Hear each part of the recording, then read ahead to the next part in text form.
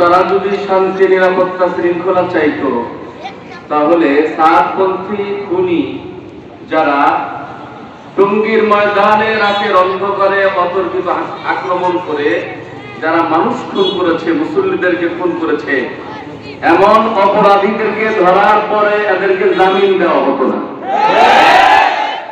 আমরা সবাই জানি সাতপন্থীরা এবং এতাতিরা এরা আওয়ামী লীগের চেয়ে 100 গুণ বেশি খারাপ। আওয়ামী লীগদেরকে গ্রেফতার করে তাদের যদি জামিন না হয়, তাহলে সাতপন্থী যারা 100 গুণ খারাপ, এদেরকে কেন এই সরকার জামিন দিচ্ছে, এটাই সরকারকে জবাবদিহি করতে হবে।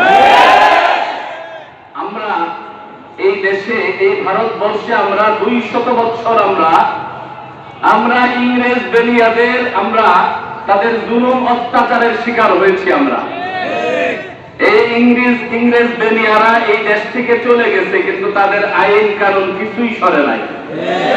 এখন অবশ্যই যেই আইনে এমন সন্ত্রাসী খুনিদেরকে ছাড় দেওয়া হয়, এমন আইনকে ভেঙ্গে চুরে চুরমার করে দিয়ে কোরআনের আইন জারি করতে হবে।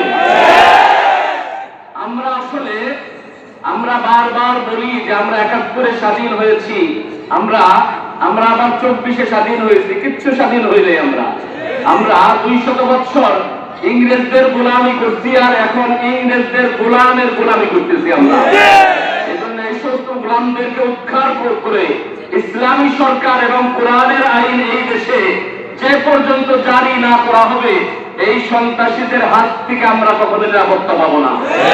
এজন্য এই সরকারকে আমরা বলবো, এই দেশে শান্তি নিরাপত্তা চাইলে অবশ্যই এই সমস্ত খুনিদেরকে এবং সন্ত্রাসীদেরকে দ্রুত গ্রেফতার করে এদেরকে শাস্তির আওতায় আনতে হবে এবং এদেরকে ফাঁসি দিতে হবে।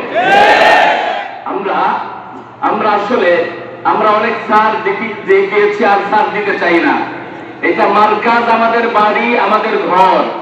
আমাদের বাড়ি, আমাদের ঘরে আসার জন্য কারো অনুমতি লাগে না। দুনিয়ায় এমন কোন আইন কানুন নাই। আমাদের ঘরে আমরা আসছি, এই ঘর আর কিয়ামত পর্যন্ত ছেড়ে দেওয়া হবে না।